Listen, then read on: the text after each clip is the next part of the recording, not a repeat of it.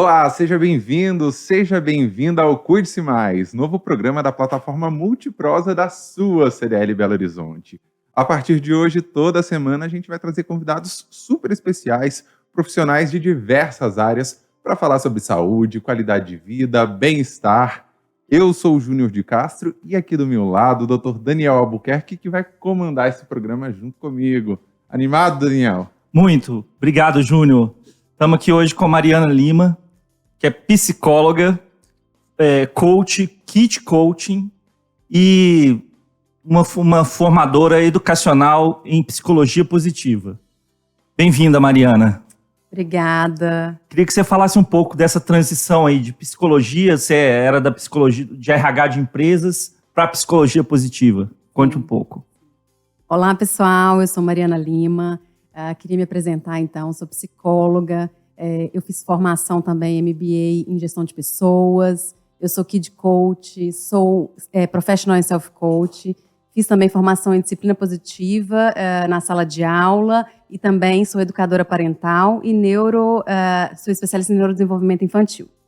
Trabalhei por 16 anos no RH e eu descobri com a minha maternidade, tenho gêmeos de 6 anos hoje, com a minha maternidade eu descobri que eu precisava de um olhar mais voltado para as crianças. E falta muito nas empresas esse olhar para os pais, o olhar para a mãe. O que essa mãe precisa? Essa mãe tem uma necessidade diferente. Então, assim, eu ficava muito voltada para o negócio e não conseguia ter esse olhar para as crianças. E a maternidade, ela me fez um chamado. E eu aceitei esse chamado. Por isso, agora eu estou focando 100% nessa nova realidade. Mas explica pra gente como é que funciona a psicologia positiva. Como é que ela é aplicada? Ela é aplicada só pelos pais? Ela pode ser aplicada, de repente, pela escola também? Como que é esse processo de aplicação mesmo da disciplina positiva? A psicologia positiva, ela é mais ampla. Então, ela tem formações específicas para adultos, para crianças, adolescentes, etc. A disciplina positiva, ela é mais voltada para o desenvolvimento infantil e do adolescente. Então, a gente pode usar para a educação dos filhos. Então, educação parental a gente usa em casa, com as crianças. Profissionais que trabalham com crianças, psicólogos, pediatras, psiquiatras, fisioterapeutas, terapeutas ocupacionais, utilizam muito também quando trabalham com as crianças e adolescentes. E também professores de escola, diretores. Já fiz diversas palestras em escola e que eles utilizam a filosofia da disciplina positiva para a educação, e que é maravilhoso. Mas como é que funciona ela na prática, assim? E uma pergunta muito interessante, porque eu estava estudando sobre o tema e eu vi, muita gente conhece, sabe, que passava Super Nani no SBT há uns anos atrás. Eu vi que muito sobre psicologia positiva, algumas coisas são contra, inclusive coisas que ela fazia, tipo aquele cantinho da disciplina, né? Aquela coisa, o pessoal já não gosta tanto de utilizar isso mais. Queria que você falasse um pouco pra gente sobre isso. Tá. Na verdade, e aí assim, a gente aprende errando, né, gente? Quando eu tive filhos, mesmo sendo psicóloga, gostando muito de estudar o desenvolvimento infantil, eu errei muito. E por isso eu busquei tanto conhecer a disciplina positiva. E descobri que o cantinho do pensamento é errado, porque eu já fiz, né? E eu percebi na prática como que não funciona, né? Funciona na hora. Então, vamos falar do cantinho do pensamento, tá? Vou dar como exemplo, que é o que a Super Nani fazia. E eu adorava assistir Super Nani, tá, gente? Hoje em dia tem vários pontos ali de atenção. Mas o cantinho do pensamento, você coloca a criança, por exemplo, qual que era a orientação? A criança tem 2 anos, bota 2 minutos. A criança tem 5 anos, bota 5 minutos. Para pensar sobre o que ela fez, refletir e não fazer mais. Porém, é uma forma autoritária de lidar. Ou seja, vai lá porque eu tô mandando. Você fez coisa errada, vai lá e pensa sobre o que você fez. E na ideia dos pais, então não vai fazer de novo, ela aprendeu a lição. Só que a criança vai pelo medo. O autoritarismo, ele ensina através do medo. Ou seja, a criança... Funciona, porque a criança vai ficar com medo de fazer de novo. Só que, eis a questão, a criança lá tá pensando o quê? Eu não sou aceita, meus pais não gostam de mim, eu vou me vingar. Então, assim, na cabeça dos pais tá funcionando. Na cabeça da criança, porque o cérebro infantil, o desenvolvimento é muito diferente de um adulto. A criança não tem maturidade neurológica para lidar com emoções. Que o doutor bem sabe, né, que o desenvolvimento do cérebro, a parte límbica, que é essa parte frontal aqui, ela termina de se desenvolver em torno dos 25 anos. Isso. Então, a gente cobra da criança uma postura adulta. Como que eu posso cobrar de uma criança que ela haja com uma inteligência emocional, que é o adulto que tem que ter? E o que a gente vê, na verdade, são os adultos exigindo, de maneira, né, uma exigência perversa, né, para a criança, sendo que muitas vezes nem os próprios adultos têm. Então, assim, a gente vê os pais, filha, para de fazer isso, você não pode. A criança está gritando, o pai gritando. A criança está gritando, a mãe gritando. Como se fosse de igual para igual, né? Exato. A questão da maturação da parte frontal do cérebro, ela é no final mesmo da adolescência, início da vida adulta, 20, 23, 25 anos, é que você tenha o final mesmo da maturação neurológica. E é interessante porque isso explica muito porque dificuldades espaciais, dificuldades, por exemplo, a pessoa que entra em engenharia, em cálculo, muito cedo, ela tem dificuldades mesmo neurológicas, de entendimento espacial e tal. Mas voltando para o nosso assunto, Mariana, isso gera... Você consegue ter adultos mais seguros com esse tipo de psicologia? Porque, né, o que você falou é que o cantinho ele levaria a uma insegurança, né? Então explica a psicologia e essa parentalidade positiva com esse aumento da segurança da criança. Tá. Então, quando a gente falou do cantinho do pensamento, a criança ela cresce com um medo e isso pode virar depois um conflito interno. Eu não posso falar dos meus sentimentos, né? Meus pais não estão ali para me escutar. Não é o que a criança elabora com ela não consegue elaborar dessa forma. Mas se ela pudesse dizer, ela poderia dizer, mamãe, você não escuta, eu não posso dizer o que eu sinto. Né? Ou não pode chorar. Ok. A disciplina positiva, ela já traz um conceito diferente, que é da conexão. É um dos pilares da disciplina positiva. A conexão, e principalmente com a criança, é entender que a criança ela é pequena. Né? Quando a gente era pequena, a gente olhava para cima, os nossos pais eram gigantes. Todo mundo era muito grande, o universo era muito grande. Né? Então, a gente abaixar no nível da criança e olhar nos olhos dela.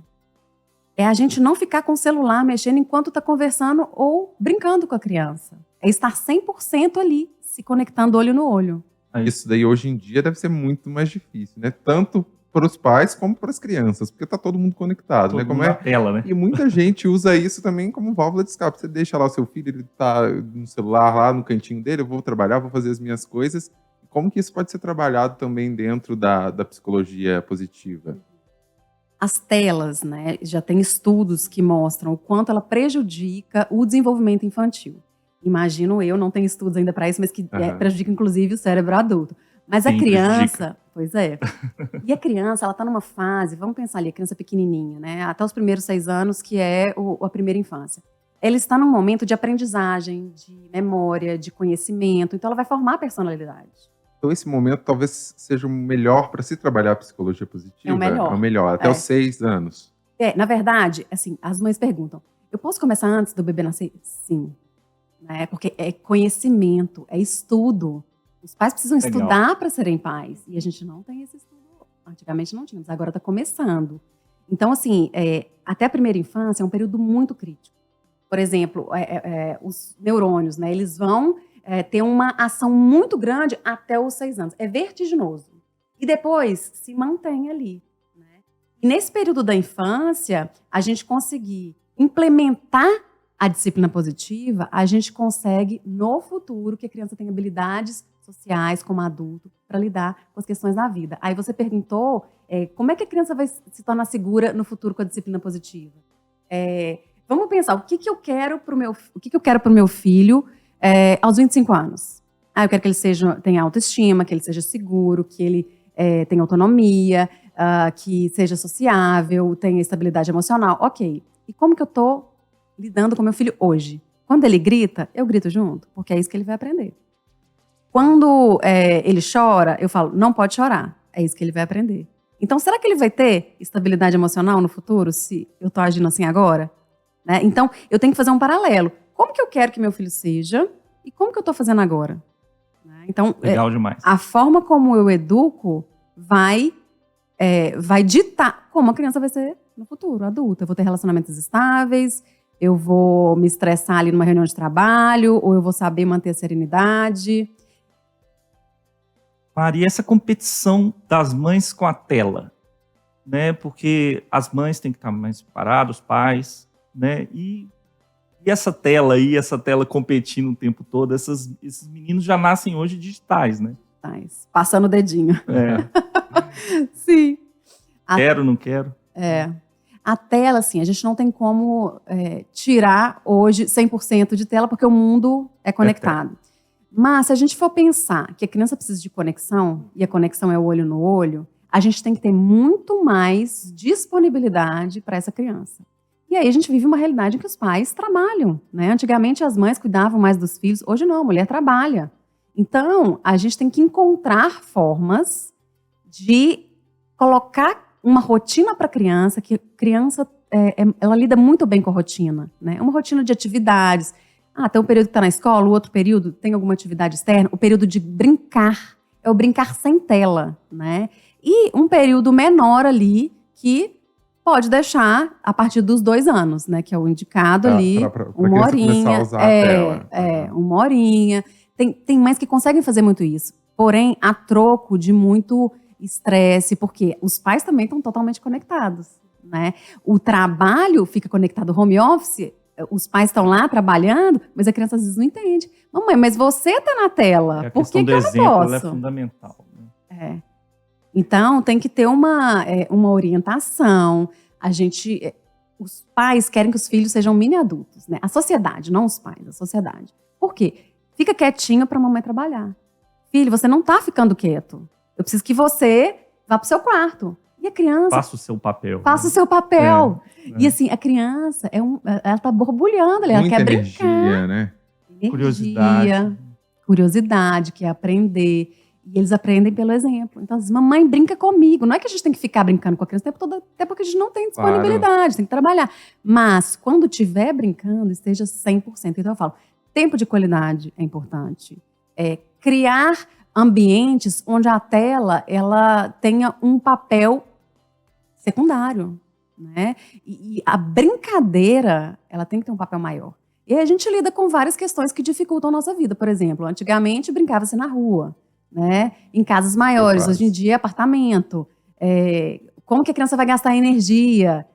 Tem disponibilidade de alguém descer com a criança para brincar, correr lá embaixo? Então, a gente encontra dificuldades. Mas a gente não pode resistir tão facilmente a essas dificuldades. A gente precisa persistir numa educação com menos tela. E olha só, falando sobre educação, a respeito de educação, a psicologia positiva, ela também pode ser trabalhada dentro da escola. Qual que é o papel assim, dos pais e da escola? Porque hoje em dia muita gente conhece, existem aí muitas escolas que trabalham isso assim na sua grade mesmo, né? Muitas escolas mais humanizadas, digamos assim. A gente ouve muito falar, já vi reportagens na TV. Qual que é o papel de cada um aí na educação dessa criança? A disciplina positiva na escola tem um papel importante de trazer também o emocional, de acolhimento, e não só não ter punição, né? Porque a punição é o castigo, é autoritarismo, né? É diferente de autoridade. Autoridade é quando você me segue pelo meu exemplo. Eu inspiro. Uhum. Autoritarismo faço porque eu mando. Então, as escolas têm tirado um pouco desse formato. E isso ajuda muito com que os pais continuem fazendo um trabalho dentro de casa. Mas, qual que é o papel da escola? O papel da escola é dar continuidade e seguimento ao que a família tem feito de educação em casa. Então, a educação começa em casa.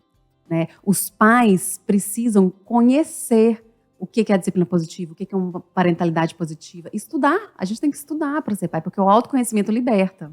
Quando a gente tem autoconhecimento, e aí a disciplina positiva é muito menos sobre o comportamento dos filhos e muito mais sobre o comportamento dos pais. Porque se eu estou trazendo um ambiente de conexão, acolhimento para o meu filho, na escola, eles conseguem fazer o trabalho muito mais bem feito. Agora, se em casa eu não acolho, eu não deixo meu filho expor os sentimentos, na escola ele vai explodir ali em algum momento. Né? Crises de ansiedade, crises de raiva, e a escola vai ter mais dificuldade para lidar. Então, tem que ser um trabalho conjunto de parceria. Tem uma questão que eu acho interessante, que até os 7 anos existe um reforço, vamos dizer assim, de sinapses, né? Um reforço ali de padrões cerebrais, e aos 7 anos é como se tivesse o cérebro elegesse quais são as sinapses mais importantes e o resto ele limasse, sabe? Isso existe aos 7 aos 17, olha que interessante. 10 anos aí. E nos 7 anos é exatamente o momento onde a criança está saindo ali da pré-escola, né? Está terminando a alfabetização, iniciando a escola. Então, essa questão dos pais ela é muito importante, muitíssimo importante, para que reforce as sinapses certas, vamos dizer assim, para que a programação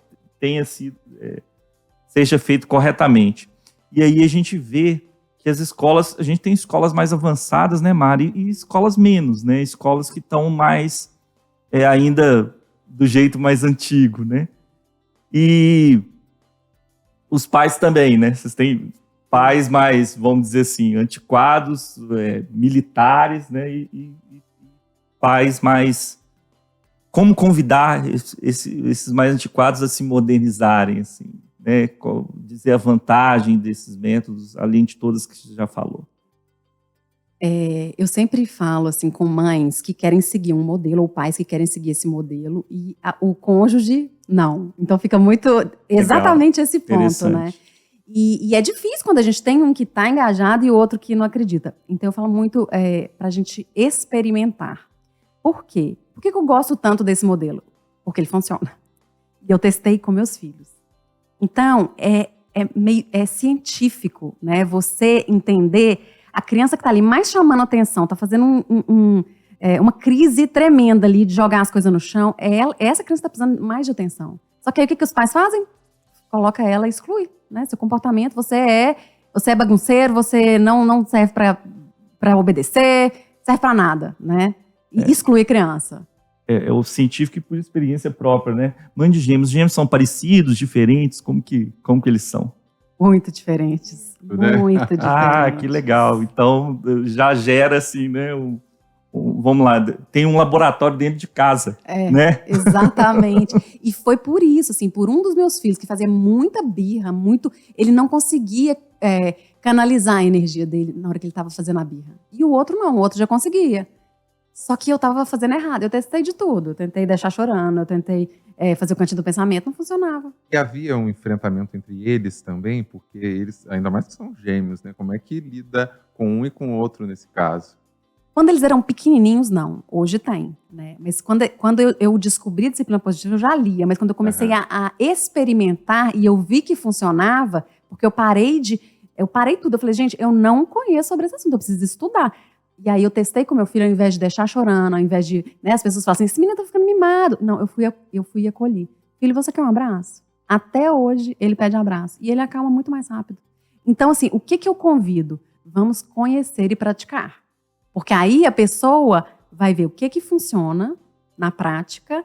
Agora, sim, quando a gente começa a mudar a postura com nossos filhos, muitas vezes, eles pioram de atitude. Então, a gente tem que persistir. É uma gotinha a cada dia. Tanto que assim, o coach fala de 21 dias para implementar um hábito. E aí eu coloco 21 ferramentas da disciplina positiva para implementar, uma a cada dia. Porque às vezes a gente vai precisar respirar fundo. A gente vai precisar de uma pausa ou de novo. E a gente tem que persistir, porque aí sim você vê que o comportamento da criança muda. E olha só, você também tem materiais, né? Você tem livros sobre o tema. Inclusive, ela trouxe um livro aqui pra gente, O Borboletário da Calma. Vamos focar aqui na câmera um pouquinho. Eu queria que você falasse um pouquinho desse livro pra gente, pra quem tá acompanhando a gente aí, tanto pelo videocast, como também por áudio nas plataformas de streaming. O Borboletário da Calma, eu fiz ele, inclusive os dois que estão aqui, né, são meus gêmeos. Eu fiz. Quantos anos eles têm hoje? Eles têm 6. Eu fui fazendo junto com eles para também ajudá-los a lidar com esse momento de estresse, né?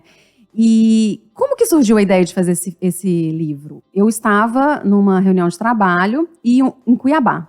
E uma das pessoas que estava nessa reunião, que era um gestor, ele me falou que no Pantanal tinha um borboletário e que ele levava os filhos e que as borboletinhas ficavam posando assim. Na hora já me deu um insight. Nossa, imagina eu falar com as crianças, levar as crianças lá e imagina as borboletinhas, fecha os olhos, as borboletinhas posando. E aí a criança se acalmar. E foi aí que surgiu a ideia do borboletário, que é exatamente o contrário do cantinho do pensamento. É a gente buscar essa calma, trazendo a calma. Uhum. Porque assim, a gente como pais, a gente também tem que ser a calma e a serenidade, porque eles vão se espelhar em nós. É o cantinho do pensamento repaginado, né? Exatamente. Virando um lugar de meditação, não é isso? Um lugar de calma, de respirar, isso. Né? Então, traz um pouco do conceito de mindfulness, né? Que tem a meditação como um modelo. As crianças nessa idade, elas não conseguem ali parar muito quietas. Mas é uma forma de trazer essa ideia. Então, poderia ser assim, ao invés do cantinho do pensamento, vamos pensar num lugar da casa que você gosta muito. Onde que é? Ah, eu gosto do sofá. Então, quando você estiver nervoso, vamos pro sofá, vamos sentar aqui. Aí pode imaginar, né? Imagina as borboletinhas posando. Quanto mais quietinho fica, mais borboletinhas. Eu já tô imaginando aqui na praia, ainda mais agora nesse calor que tá, né? Exato. E aí tem crianças que funciona bem, outras já não quero borboleta. Aí a gente tem que criar a imaginação, né?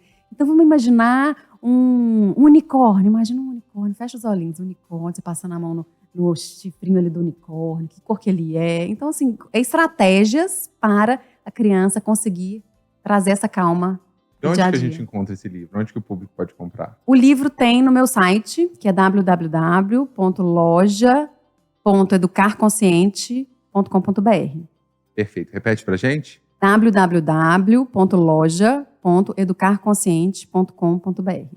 Perfeito. Olha só, o nosso programa está chegando ao fim, já está perto, mas antes disso, quero deixar um recado para você que está acompanhando a gente, tanto pelo streaming de áudio, como aqui também pelo nosso videocast. Quero saber se você conhece o CDL Saúde. Não conhece ainda? Então, olha só, muito fácil. Você entra no site da CDL, cdlbh.com.br, e lá você vai encontrar diversos planos para você, para sua família, para os seus colaboradores da sua empresa. Se você quer um plano de saúde, tem certeza que vai ter no seu orçamento, vai caber no seu orçamento. Entra lá, cdlbh.com.br. Vamos caminhando para o final, né, Daniel? Aí, Mari. Recado que você gostaria de deixar para os nossos ouvintes, para os nossos assinantes, para os nossos pessoas que estão aí vendo o videocast? Eu queria falar com você que está aí na câmera, você que é mãe, você que é pai, a importância da parentalidade. Na sua empresa também. A gente precisa trazer esse tema para a realidade, para a sociedade. É muito cômodo para a sociedade terem mães exaustas. Mas essas mães precisam ser olhadas, essas mães precisam de ajuda e precisamos também buscar o autoconhecimento. Vamos estudar para ser mães e pais.